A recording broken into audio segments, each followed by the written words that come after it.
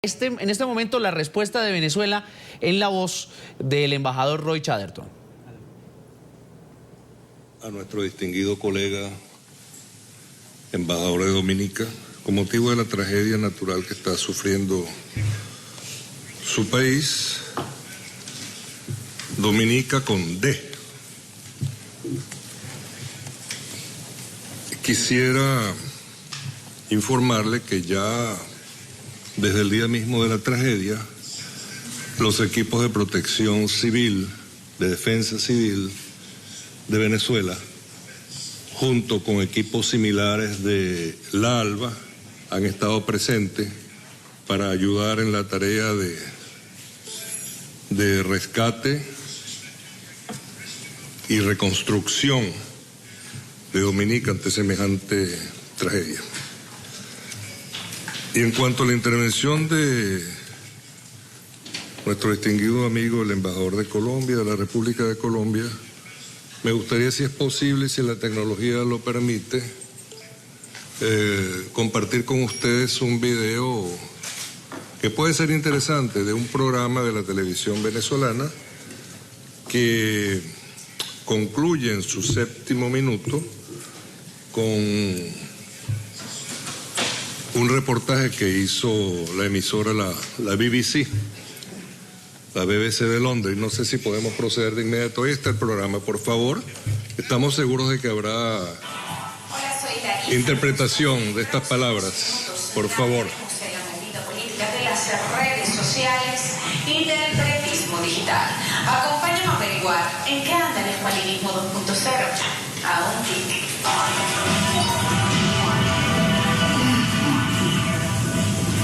El que llena la barriga se olvida del que no come. La frase es de la canción panfletaria de Ali Primera. Durante meses los venezolanos estuvimos suplicando al presidente Santos su colaboración para detener el contrabando. Explicamos por todos los medios el perverso mecanismo del fraude cambiario que ha afectado severamente a la economía del país. Pero el que llena la barriga se olvida del que no come. El bachaquero, lejos de ser una expresión de la viveza criolla, es una acción delictiva. El bachaquerismo no es de ninguna manera expresión de un gentilicio. Hay venezolanos bachaqueros también, pero hay que poner en el contexto que es muy significativo el tráfico de productos hacia el país vecino. El contrabando de extracción afecta lo más sensible de la vida nacional, la alimentación de nuestro pueblo, incluso la de los 5 millones de colombianos que conviven entre nosotros y a los que queremos profundamente como hermanos. La Procuraduría General de Colombia emitió un comunicado grosero contra nuestra nación y enfiló sus baterías contra nuestro presidente y nuestra canciller. Cito textualmente: es inaceptable que niegue la política de ataque sistemático a la población colombiana en la frontera, con lo que justifica esa execrable actuación del gobierno de Nicolás Maduro y deja claro que dicha política la mantendrá.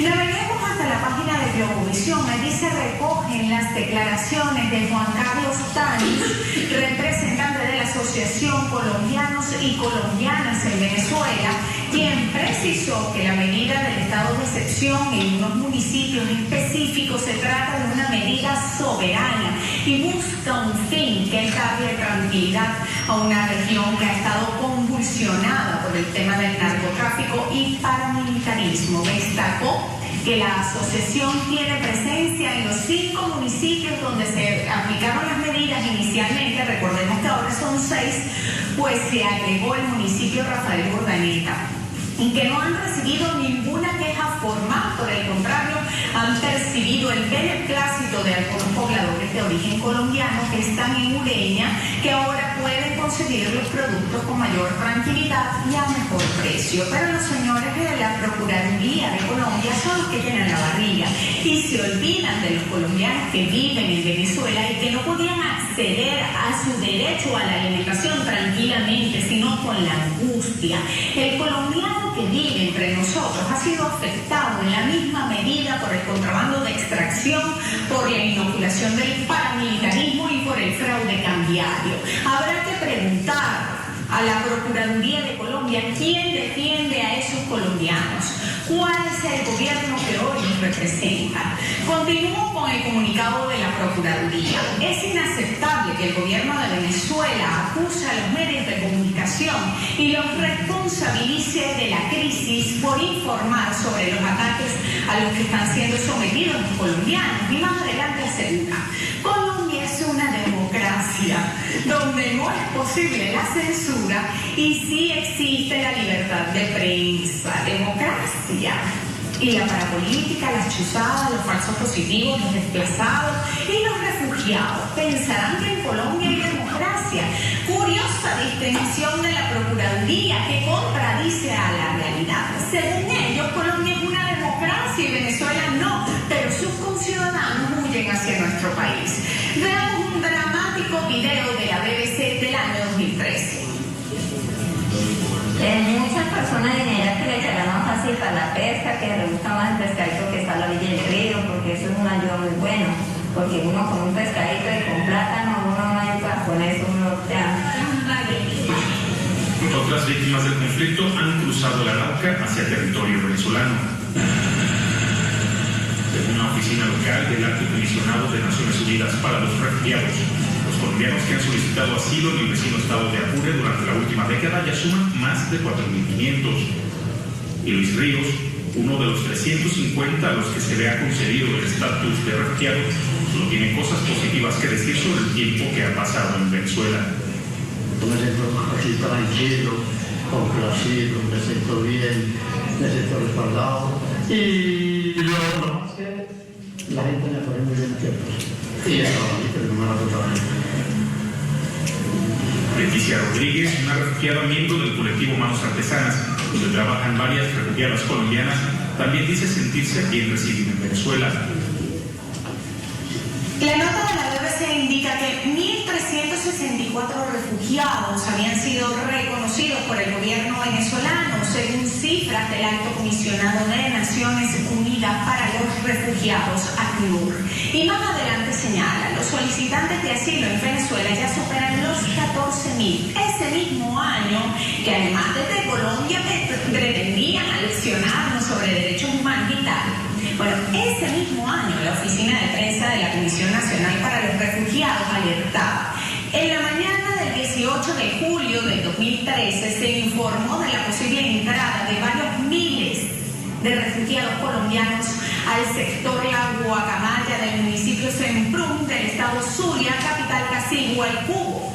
El grupo humano que se desplaza viene de Tibú, norte de Santander y otras localidades vecinas donde la población campesina del Catatumbo neogranadino viene desarrollando un conflicto social desde hace varias semanas, con saldo de al menos 4 personas asesinadas presuntamente por la Fuerza Armada de ese país.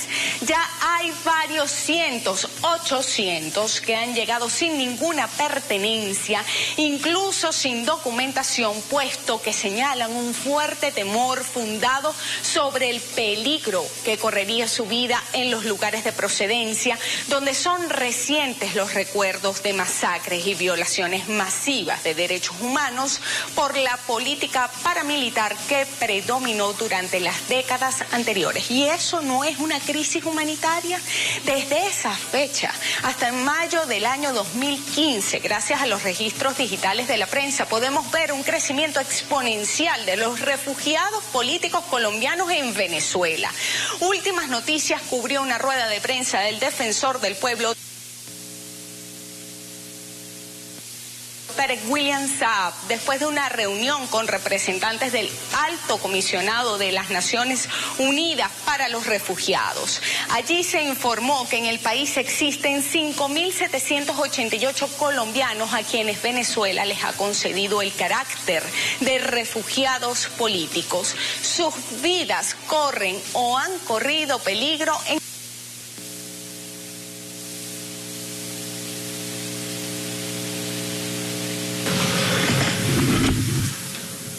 Bueno, señor presidente,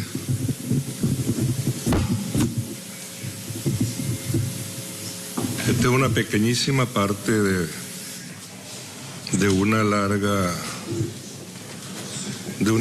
historia Pero yo me preguntaría en primer lugar, ¿en qué estamos acá? ¿Qué es esto? ¿Es esto una sesión ordinaria del Consejo Permanente de la OEA? No, ¿verdad? Formalmente sería una sesión extraordinaria del Consejo Permanente. Pero pensando en que dentro de mes y medio habrá elecciones generales en Colombia para elegir a autoridades locales y regionales, y vistas las buenísimas perspectivas que tiene el partido del presidente Juan Manuel Santos de obtener la victoria,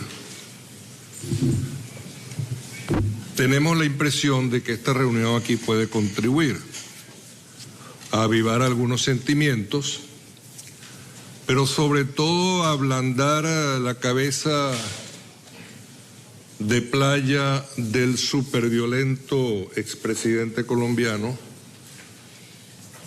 Álvaro Uribe Vélez, que también tiene su fuerza política. Entonces, mostrar algún tipo de firmeza, de solidez para el debate frente a un país que está sometido diariamente, las 24 horas del día, a través de la radio y la televisión de Colombia, a una campaña de odio y desprecio, como ha ocurrido en otros momentos históricos, inclusive recientemente en países como Ruanda, pues algo de sospecha nos puede quedar por la magnitud del escándalo que se ha hecho frente a una decisión soberana del gobierno de Venezuela, con el respaldo de su pueblo, para proteger sus derechos sociales básicos, el derecho al empleo, a la seguridad, a la alimentación, a la salud, etcétera, etcétera, especialmente en las zonas fronterizas. Y digo zonas fronterizas porque la extensión de la frontera común, como nuestra hermana República de Colombia, va mucho más allá del territorio sometido a la medida de excepción, porque en realidad son 2.219 kilómetros. He visto una repetición de algún tipo de presentación, y yo soy fanático de la música en general, desde el vallenato hasta Mozart y Verdi. Estoy pensando en el Dies Irae de Mozart y de Verdi, porque hay una parte que es la lacrimosa, que realmente induce a altísimas emociones, que por supuesto tienen que corresponderse con la situación anímica de quienes están sometidas a la experiencia musical tan grande. En este caso de hoy no estoy convencido totalmente de la música, sin poner en duda la sinceridad de la presentación, pero evidentemente hay elementos que corroen el alma bajo situaciones de extrema exigencia y presión, y que deben ser tomados en cuenta a la hora cuando nosotros evaluemos lo que se nos está presentando. Por eso considero que este momento es oportuno para hablar de algunas verdades. Por ejemplo, hablar de la verdadera deportación, la verdadera crisis humanitaria y los verdaderos derechos humanos. Me refiero en esta ocasión a 5,5 millones de ciudadanos colombianos, 5,5 millones. No son los 14.000 recientemente reconocidos y protegidos por la Defensoría. Estamos hablando de una suma un poquito mayor. 5,5 millones de ciudadanos colombianos. Yo creo que equivale, no sé si me equivoco, pero se acerca a la población actual del Uruguay y más de un país que está representado en esta Asamblea de Países Soberanos de América. Deportados a Venezuela, 5,5 millones de ciudadanos colombianos, deportados a Venezuela desde Colombia durante los últimos 60 años por la dictadura social y política de la pobreza, de la guerra, del terrorismo, del desempleo, de la enfermedad y de la inseguridad, entre otros flagelos. Desde 1948, historia de América, cuando se produjo el magnicidio de quien en medio de un enorme fervor popular iba a ser presidente de Colombia, Jorge Eliezer Gaitán, el más grande colombiano del siglo XX. Venezuela ha estado recibiendo a millones de ciudadanos colombianos, víctimas de la violencia política y social, abandonados a su suerte, sin la menor compasión de parte del Estado colombiano, controlado por minorías egoístas y radicalmente violentas que han hecho de Colombia un país de mayoría de excluidos y un exportador permanente de pobreza. Por cierto, muchas cosas comparto con el embajador Andrés González, pero también comparto familia colombiana, como usted comparte familia venezolana. Los huesos de mi abuelo están enterrados en Colombia, donde murió en el exilio. Gracias, Colombia, por proteger en otra época a mi abuelo. Pero también quería recordar que, y esto es personal, pero para mí es una reflexión muy importante. Yo era un niño de 16 años apenas, y sin embargo formé parte de un grupo de jovencitos estudiantes de secundarios preocupados por la situación de Colombia. Y hubo dos elementos que eran para nosotros muy importantes. Uno, el estudio de Jorge Eliezer Gaitán, a quien profesábamos una admiración inmensa. Y el otro, la violencia en Colombia, porque trabajábamos con un libro escrito en su primera edición por un sacerdote de apellido Guzmán. Estoy hablando de un niño de 16 años acompañado por jovencitos contemporáneos y que posteriormente fue complementado por un personaje desafortunadamente fallecido de apellido Fals Borda. Y también más adelante, a los 20 años, éramos admiradores de un cura de la alta oligarquía de Colombia, educado en la Universidad de Lovaina, Camilo Torres Restrepo, quien se inmoló en una desventurada y aventurada acción que no se correspondía con su condición de predicador y agitador en favor de las reivindicaciones sociales.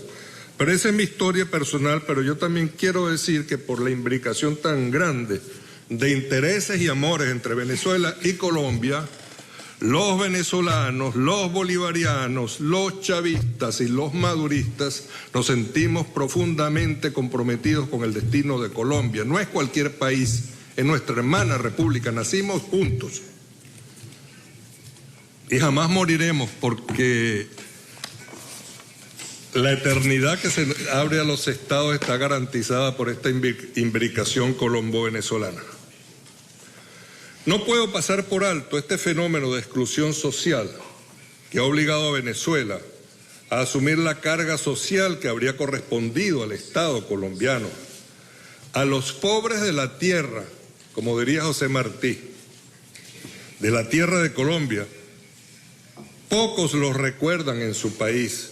Son los colombianos invisibles. En Venezuela viven como venezolanos y con todos los derechos de los venezolanos 5,5 millones de invisibles. Pocos saben de ellos en Colombia.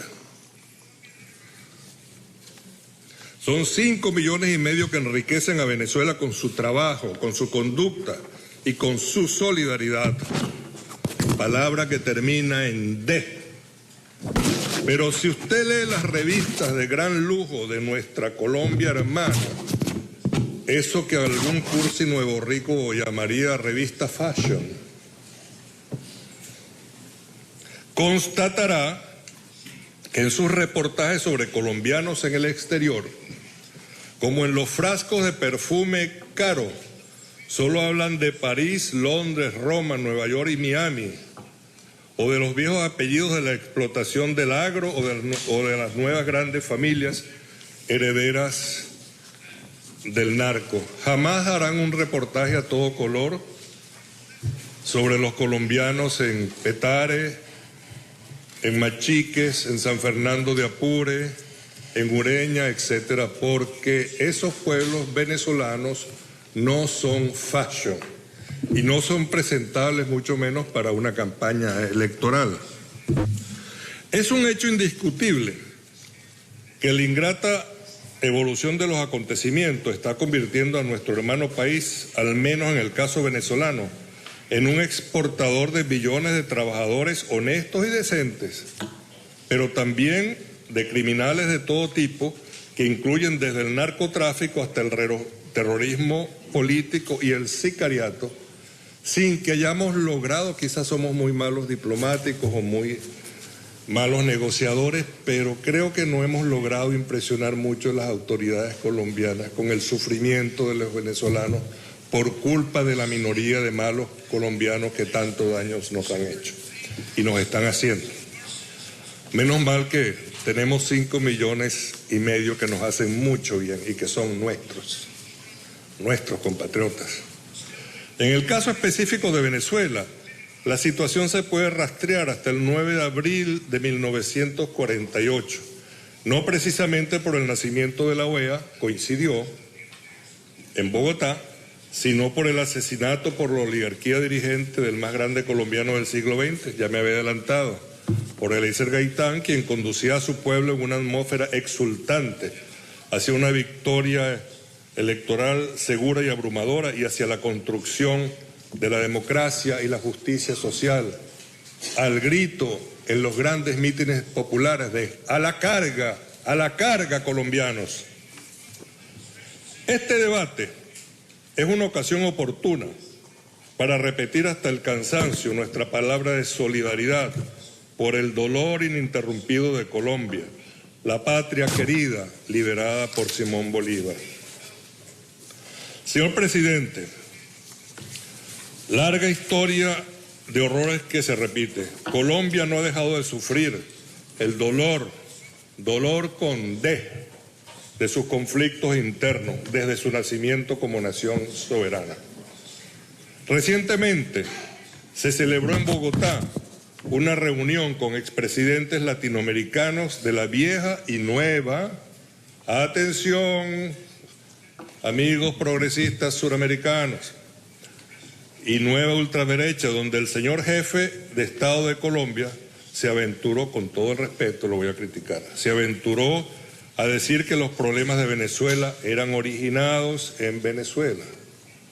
Posiblemente hay una falla de asesoramiento en materia de historia.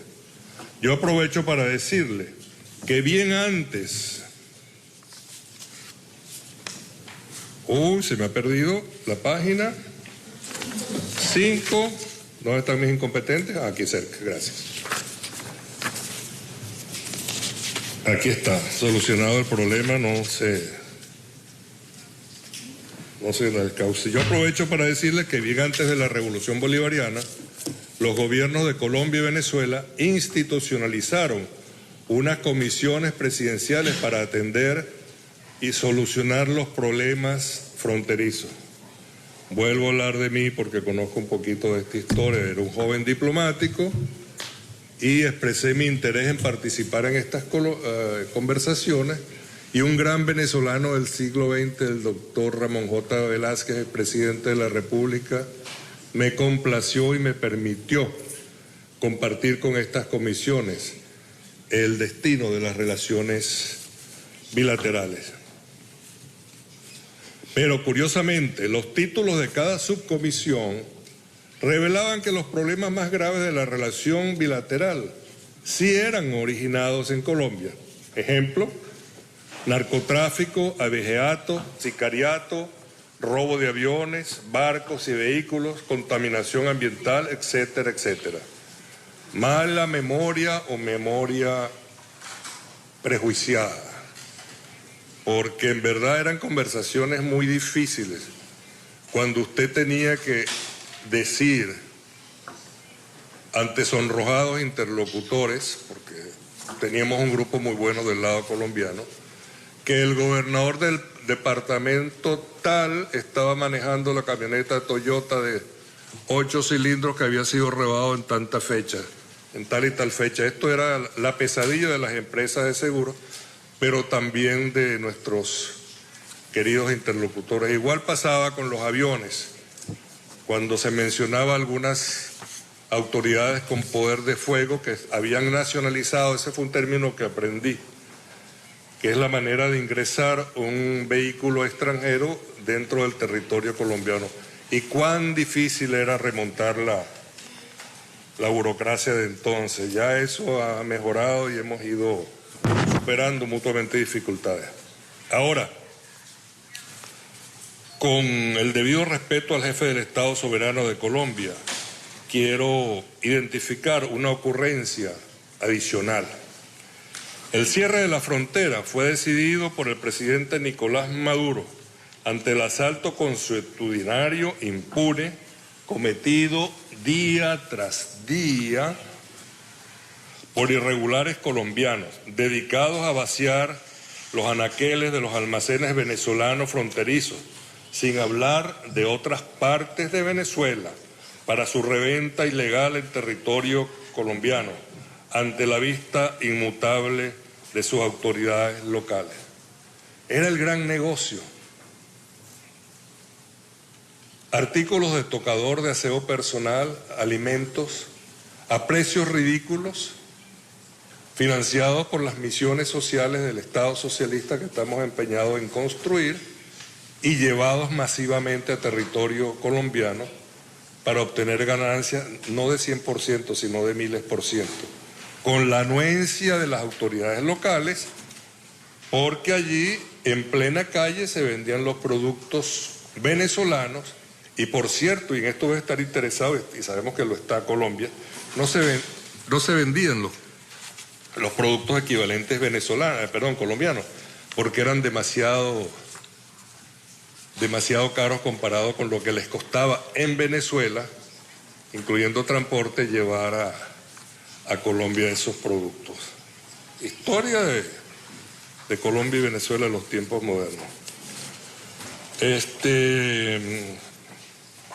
En busca de la segura ganancia fácil y especulativa, arrebatándole a los venezolanos sus productos básicos y el fruto de su trabajo.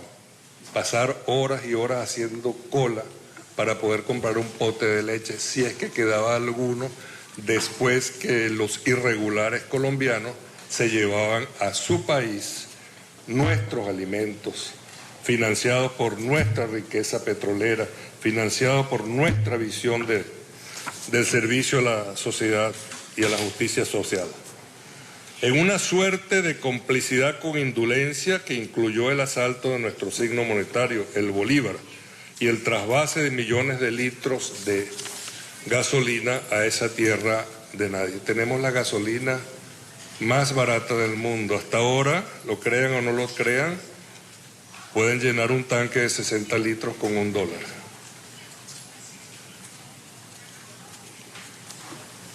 A esa tierra de nadie, cobijo de paramilitares asesinos que incursionan en territorio venezolano para matar y robar a civiles, militares y policías venezolanos, en un ejercicio de instalación por la fuerza de un estado de terror supranacional basado en espacios donde reina el silencio y la incompetencia de las instituciones colombianas y desarrollando por otra parte centros poblados que viven del trabajo productivo y generador de riqueza del lado venezolano de la frontera, en complicidad con bandidos venezolanos, en una suerte de solidaridad maldita que ya quisiéramos nosotros convertir en una solidaridad bendita entre los gobiernos de Venezuela y Colombia. Pero para allá vamos, con la ayuda de Colombia, de su gobierno y con el aporte nuestro.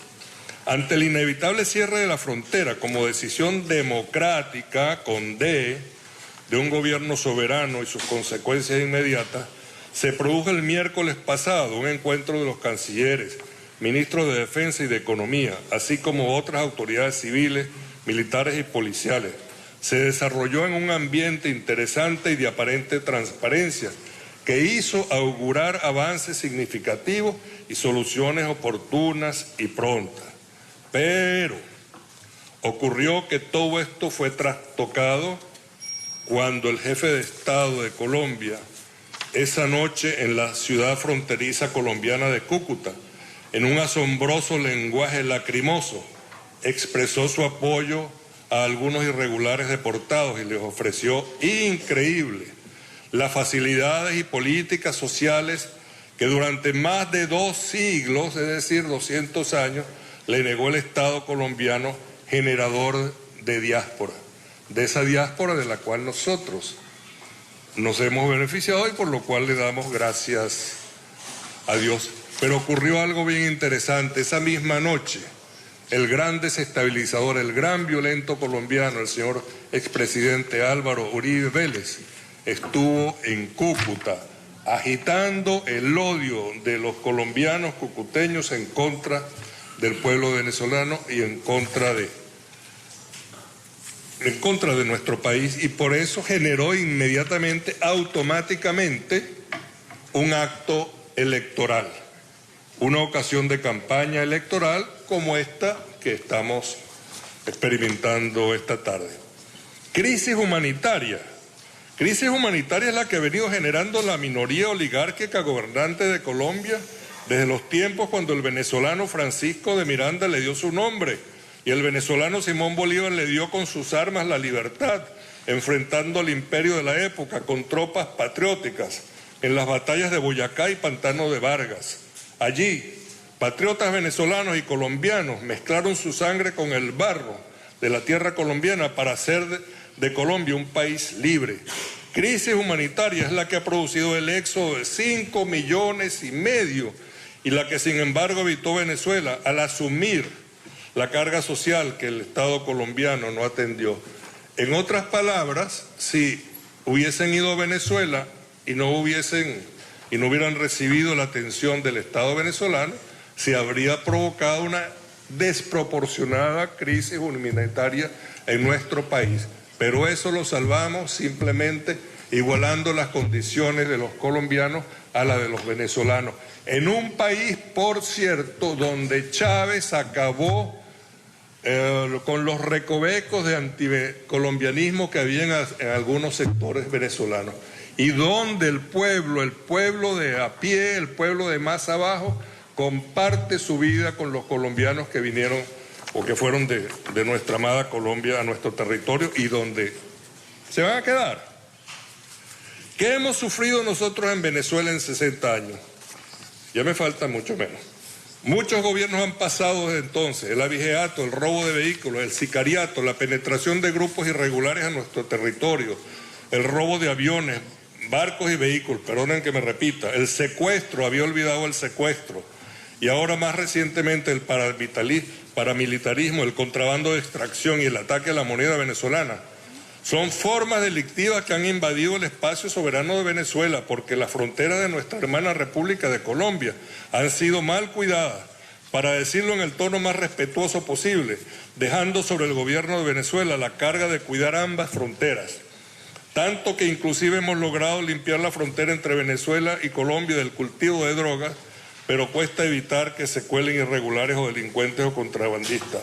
A lo largo de 2.219 kilómetros, buena parte de ellos son extensión selvática. Y quería decir, además, recordando las imágenes que evocaron la letra D, que significaba, creo que, demolición. Allí se encontraron refugios de secuestradores, de paramilitares, un prostíbulo, una casa, creo que de color lila, que fue presentada como una casa de familia, un hogar de colombianos, y era un refugio no solamente de bandidos, sino también un lugar donde debajo de la mesa de billar se escondía un sótano donde enclaustraban a los secuestrados, por los cuales se pedían sumas importantes para el rescate. De eso no se habla, eso no lo van a leer en El Tiempo, ni lo van a ver por RCN, ni por Caracol, ni por ninguno de estos medios neofascistas que desafortunadamente envenenan a Colombia. Me permito recomendar a los señores diplomáticos acreditados ante la OEA, queridos colegas, así como a los pueblos de las Américas, tomar con mucha desconfianza y escepticismo las denuncias más dramáticas provenientes de la parte oficial y los medios de Colombia.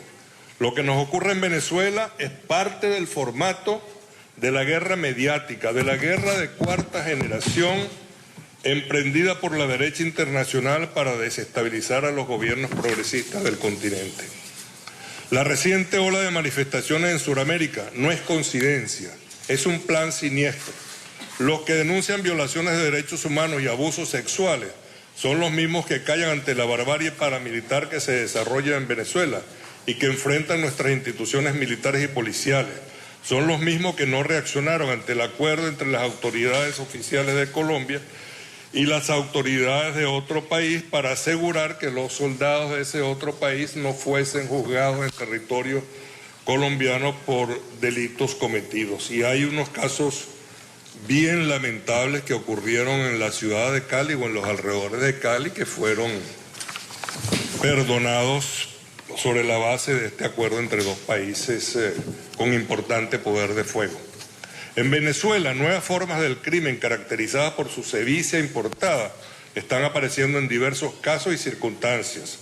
Los más conocidos, entre muchos, fueron el asesinato a cuchilladas en su propia casa del más prometedor y más joven de los políticos venezolanos, el diputado socialista Robert Serra y su compañera María Herrera, así como el de la señora Liana Ergueta, descuartizada por delincuentes con conexiones colombianas, y eso está, por supuesto, en manos de la justicia. Alertamos también sobre la repetitiva manipulación mediática para generar odio entre nuestros pueblos. Esto contrasta con los mensajes positivos sobre Colombia y el pueblo colombiano que nuestros líderes, sin cesar, difunden en Venezuela y en todo el continente. Recordemos la expresión norteamericana, estadounidense, it takes two to tango. Creo que el presidente Reagan lo usaba mucho. Se necesitan dos para bailar tango. Y no ha ocurrido una desgracia entre Venezuela y Colombia porque una de las partes no está sometida al bombardeo del odio inducido contra la otra parte, si no ya habríamos tenido una guerra entre Venezuela y Colombia. Entre los mensajeros del odio, desde el lado mediático, podemos mencionar al diario El Tiempo de Bogotá, a Abolengo, familias que se remontan al siglo XIX, las emisoras RCN y Caracol, tanto en radio como en televisión, con influencia de los nuevos dineros de procedencia, no podemos decir dudosa porque no tenemos dudas sobre la procedencia. La bien conocida CNN en español, Sección Atlanta. Y digo Sección Atlanta porque ocurre que hay dos colombianos que son anclas de programas de CNN en Washington que se caracterizan por su moderación y por lo respetable de su conducta, y a ellos nosotros les rendimos homenaje, como la señora Ivonne Molinari y el señor Juan Carlos López. Me permito reportar casos espantosos de violación de derechos humanos, como el caso de los llamados falsos positivos. Es decir, que las fuerzas represivas del Estado colombiano asesinaban a inocentes campesinos y vestían sus cadáveres con uniformes de guerrilleros para poder cobrar prometidas recompensas. Es decir, usted coleccionaba cadáveres, se presentaba con ellos, supongo llevado en una carreta o una camioneta, y recibía alguna retribución por ello. Otro caso que consta en video es el del joven terrorista venezolano Lorenz Salet, admitido en la OEA en la Asamblea General de Guatemala con tratamiento privilegiado. Lo recuerdo a mi lado en el salón de protocolo del aeropuerto de Ciudad de Guatemala y después pegando saltos en un debate que se presentó dentro de la propia asamblea. Quien aparece en imágenes abrazado con el expresidente Álvaro Uribe Vélez, el más conspicuo e impune desestabilizador de las democracias de nuestro continente. Debo sí, en estos dos últimos casos particulares, agradecer a la justicia colombiana por la extradición del presunto asesino del diputado Robert Serra, porque ocurre que nuestros órganos de inteligencia tienen buena relación con los órganos de inteligencia de Venezuela y ambos son muy competentes. Y el ciudadano Lorenz Salet fue extraditado, entrenado en técnicas terroristas en territorio colombiano.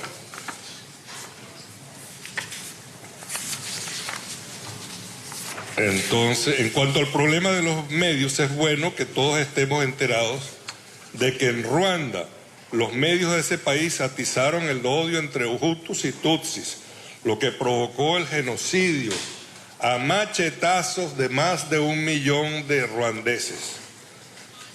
Bueno es saberlo, porque al igual que el caso africano, podríamos llevar algún día, Dios mediante, a los responsables mediáticos e instigadores del odio ante la Corte Penal Internacional. ¿Qué prueba tan clara de las diferencias entre Colombia y Venezuela? Y de por qué hay dos preguntas que los gobernantes colombianos no están en capacidad de responder. Y estas preguntas siguen teniendo vigencia. Hace exactamente 5 años se produjo una sesión extraordinaria de este Consejo Permanente, exigida por el papá de todos los energúmenos, quien nos impuso la hora y el día de una denuncia contra Venezuela que resultó en un inesperado fiasco para la diplomacia colombiana. Estas preguntas fueron: ¿por qué 5,5 millones de colombianos se fueron a vivir a Venezuela? Una. Otra, ¿por qué si la situación es tan mala como dicen día tras día las miserables cadenas mediáticas colombianas, no se regresan al paraíso que dicen que es Colombia? En este sentido, no hay maquillaje que valga, ni centros turísticos paradisíacos, ni espectacular espacio para inversiones, ni jóvenes yuppies, ni empresarios modernos, ni cantantes de voz mediocres pero canciones pegajosas. ¿Por qué este espectáculo diplomático mediático? ¿Por qué agredir a un país que solo le ha hecho bien a Colombia y que por amar a Colombia siempre le ha abierto las puertas, como dice el poema de Emma Lazarus en la Estatua de la Libertad en Nueva York? Fragmento: dadme a vuestros rendidos, a vuestros pobres, vuestras masas hacinadas, anhelando respirar en libertad, el desamparado desecho de vuestras rebosantes playas. Enviadme a estos, los desamparados, sacudidos por las tempestades. Ese es nuestro mensaje, que de hecho hemos transmitido a todos los colombianos que se han querido ir a Venezuela en busca de un futuro promisorio, como en efecto lo han convertido en un presente de realidades. Entonces, en lugar de producir avances en una relación bilateral donde nadie se cree más vivo que el otro, acudimos a este foro regional y armamos nuevamente un circo mediático. Y es ridículo que entre nosotros, sobre todo con la calidad histórica de nuestras relaciones, estemos pensando en derrotarnos mutuamente. Nadie gana con este tipo de situaciones. Colombia, sin maquillaje publicitario y bendecida por un pueblo imaginativo y trabajador, es un país aún en guerra. En esta situación, y reconociendo la audacia y el coraje del presidente Santos, Frente a la arremetida del gran energúmeno saboteador, Venezuela ratifica su posición comprometida en favor de la paz y la reconciliación entre todos los colombianos.